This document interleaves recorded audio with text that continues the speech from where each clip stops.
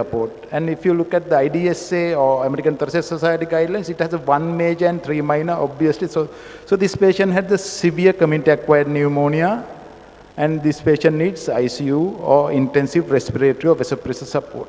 So just to recap on the tools for the trainees, so there are 3 tools that we use. On your left, you have the curve where you can decide the mortality, and that, of course, is important at the time of admission.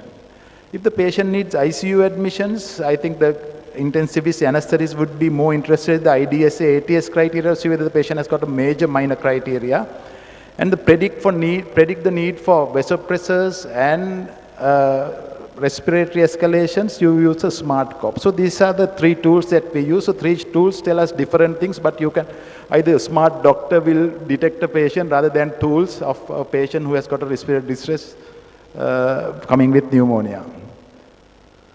So now I will just touch on the guidelines on empirical antibiotics. Of course, there are many guidelines. I will revisit of some of the things that.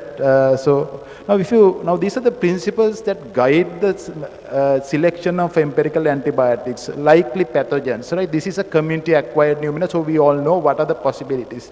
If you go back to this case, the severity of illness, this patient has got already. We know that the patient has got a severe community-acquired pneumonia. So then the choice might be different.